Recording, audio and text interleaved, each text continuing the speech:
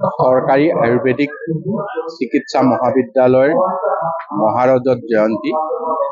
আজিৰ দিনটোতে 1948 চনত 20 ডিচেম্বৰ তাৰিখে সেই সময়ৰ অসমৰ প্ৰধানমন্ত্ৰী লোকপ্ৰিয় গোপীনাথ বৰদলৈ ডাঙৰীয়াৰ কৰকমলেৰে এই বিদ্যালয়ৰ দ্বাৰ মুকলি হৈছিল আৰু আজি তাৰ আমি মহাৰজত জয়ন্তী উদযাপন কৰি এই মহাবিদ্যালয়খনৰ চেণ্টাৰ অফ এক্সেলেঞ্চকে ধৰি বিভিন্ন ধৰণে ইয়াক আমি আগুৱাই লৈ যাবলৈ চেষ্টা কৰিছোঁ। তাৰ বাবে আমাৰ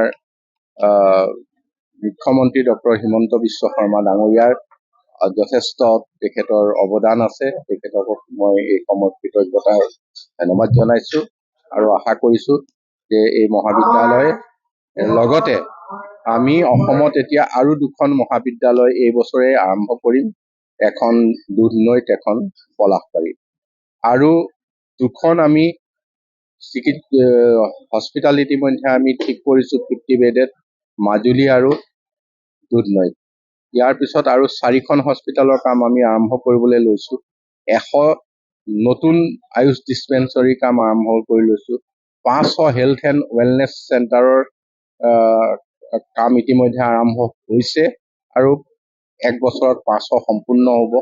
গতিকে পৰম্পৰাগত যিখন চিকিৎসা ক্ষেত্ৰ, যাৰ কাৰণে ভাৰতবৰ্ষৰ প্ৰধানমন্ত্ৰী নৰেন্দ্ৰ মোদী ডাঙৰীয়াৰ 2014 চনৰ পৰা এক আয়ুষ মন্ত্ৰালয় হিচাপে বিশেষ তৎপৰতাৰে আৰম্ভ কৰিছে আৰু তাৰ ফল আমি অসমেও পাইছোঁ আৰু অসমো আমি আগুৱাই গৈ আছোঁ।